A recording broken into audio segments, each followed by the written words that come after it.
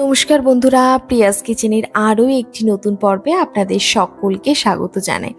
আজ আমি আপনাদের সাথে দুর্গাপুজো স্পেশাল সিরিজের তৃতীয় রেসিপি নিয়ে চলে এসেছি, যেটা হলো বেগুন দিয়ে ইলিশের ঝোল, যেটা কিন্তু গরম গরম ভাতের সাথে জাস্ট অসাধারণ লাগে খেতে। এটা একটা ঘরোয়া রান্না, আর আমি এই রান্নাটা কিভাবে করছি সেটার জন্য ঝটপট দেখে নেওয়া যাক। বেগুন দিয়ে ইলিশের ঝোল বানানোর জন্য আমি প্রথমে ইলিশ মাছটা ভেজে নেব, যার জন্য কড়াই খুব ভালোভাবে গরম করে নিয়েছি। এরপর দিয়ে দিচ্ছি 3 টেবিল চামচ মতো সর্ষের তেল। আপনারাও চেষ্টা করবেন রান্নাটা অবশ্যই সর্ষের তেলেই করার। তেল ভালো মতো গরম হয়ে গেছে, এবার দিয়ে দিচ্ছি ইলিশ মাছটা। এখানে আমি মোট 5 পিস মতো ইলিশ মাছ নিয়েছি, এরকম বড় সাইজেরই। প্রথমে 3 পিস ভেজে নিচ্ছি, তারপর 2 পিস ভাজবো। আমি মাছটা ভালো মতো ধুয়ে নিয়ে নুন হলুদ মাখিয়ে রেখেছিলাম, তবে হলুদের পরিমাণটা চেষ্টা করবেন তুলনামূলক একটুখানি কম দেওয়ার, তাহলে কিন্তু ইলিশের ফ্লেভারটা সুন্দর ইনট্যাক্ট থাকে। তারপর দেখুন মাছটা এরকমভাবে উল্টে পাল্টে একটুখানি লালচে করে ভেজে নিচ্ছি। মাছটা ভালো মতো ভাজা হয়ে গেছে, এখন কড়াই থেকে তুলে রাখছি। এরপর বাকি 2 মাছ একইভাবে ভেজে নেব।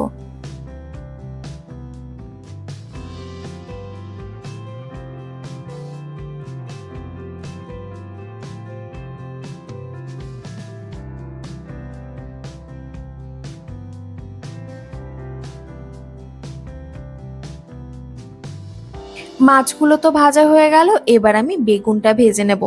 এখানে আমি 2 মাঝারি সাইজের বেগুন এরকম ভাবে লম্বা করে কেটে নিয়েছি। আর বেগুনটা কাটার পর আমি বেশ কিছুটা সময়ের জন্য কিন্তু বেগুনটা জলে ভিজিয়ে রেখেছিলাম, যাতে বেগুনটা কালোও হবে না, আর সাথে বেগুনটা যখন তেলে ভাজা হবে তাতে কিন্তু বেশি তেলটা টানবে না। তারপরে জলটা ভালো মতো ছেঁকে নিয়ে নুন আর হলুদ মাখিয়ে রেখেছিলাম। এখন একটু লালচে করে বেগুনটা ভেজে নেব। বেগুনটা মোটামুটি ভাজা হয়ে এসেছে, এখন কড়াই থেকে অন্য একটা পাত্রে তুলে রাখছি। এবার আমি ঝোলটা রান্না করব, যার জন্য ওই কড়াইতেই দিয়ে দিলাম আরো 1 চামচ মতো সর্ষের তেল। তেল খুব ভালো মতো গরম হয়ে গেছে, তাই জন্য ফোড়নে দিয়ে দিলাম সামান্য একটু কালো জিরে আর কয়েকটা কাঁচা লঙ্কা। আপনারা কিন্তু ঝালটা নিজেদের স্বাদ অনুযায়ী বাড়িয়ে বা কমিয়ে নিতে পারেন। তারপর ফোড়নটা সামান্য একটু নাড়াচাড়া করে নিলাম। এরপর দিয়ে দিচ্ছি 1/2 চামচ মতো হলুদ গুঁড়ো, 1 চামচ কাশ্মীরি রেড চিলি পাউডার আর 1 চামচ জিরের গুঁড়ো। তারপর মশলাটা ভালো মতো নাড়াচাড়া করে নিচ্ছি। এই সময় গ্যাসের ফ্লেমটা একদম লোতে রাখতে হবে। আর গরম তেলের মধ্যে যদি হলুদ গুঁড়ো আর কাশ্মীরি রেড চিলি পাউডারটা দেওয়া হয়, তাহলে কিন্তু গ্রেভির কালারটা খুব সুন্দর আসে। এরপর আমি দিয়ে দেবো সামান্য একটু জল, যাতে মশলাটা কোনোভাবেই পুড়ে না যায়। নাড়াচাড়া করে নিচ্ছি। নাড়াচাড়া করতে করতেই দেখুন সাইড থেকে কিন্তু হালকা হালকা করে তেল বেরিয়ে আসছে, কিন্তু মশলাও কড়াইতে লেগে যাচ্ছে, তাই জন্য একটুখানি গরম জল আবার ব্যবহার করব। সব কিছু আবার ভালো মতো মিশিয়ে নিয়ে গ্যাসের ফ্লেমটা হাইতে করে দেব। তারপর কিন্তু আবার ভালো মতো ফুটিয়ে নেব। তারপর ঢাকা দিয়ে আমি রান্না করে নেব মোটামুটি 10 মিনিটের জন্য, একদম লো ফ্লেমে, যাতে তেল ভালো মতো বেরিয়ে আসে।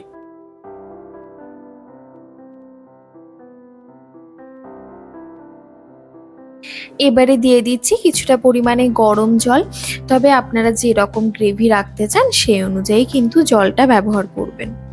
আর অবশ্যই চেষ্টা করবেন রান্নায় গরম জল ব্যবহার করা, তাহলে কিন্তু রান্নার স্বাদ অনেক গুণ বেড়ে যায়। আর তারপরেই দেখুন দিয়ে দিলাম স্বাদ অনুযায়ী লবণ। তারপর নাড়াচাড়া করে সবকিছু ভালো মতো মিশিয়ে নিলাম। তারপর দিয়ে দিচ্ছি একে একে ভেজে রাখা মাছগুলো। তারপর দিয়ে দেব আগের থেকে ভেজে রাখা বেগুনটাও। তারপর নাড়াচাড়া করে নিয়ে এখন কিন্তু আমি ঢাকা দিয়ে রান্না করে নেব মোটামুটি 15 মিনিটের জন্য, একদম লো ফ্লেমে, যাতে ইলিশের ফ্লেভার সুন্দরভাবে ঝোলের মধ্যে চলে আসে। রান্না তো প্রায় হয়ে এসেছে। এরপর দিয়ে দেবো সামান্য একটু গুড়ের পাউডার, জাস্ট স্বাদটা ব্যালেন্স করার জন্য, আর সাথে কিছুটা পরিমাণে ফ্রেশ ধনেপাতা কুচোনো, যাতে কিন্তু ঝোলটা আরও অনেক বেশি টেস্টি হয়। বাস এবারেই কিন্তু গরম গরম ভাতের সাথে বেগুন দিয়ে ইলিশের ঝোল সার্ভ করার জন্য একদম রেডি। আপনারাও কিন্তু এরকমভাবে একবার বাড়িতে বানিয়ে দেখতে পারেন, আর কেমন লেগেছে আপনাদের সেটা কিন্তু অবশ্যই আমাকে কমেন্ট বক্সে জানাবেন। ভালো লেগে থাকলে ভিডিওটা একটা লাইক আর বন্ধুদের সাথেও শেয়ার করে দেবেন।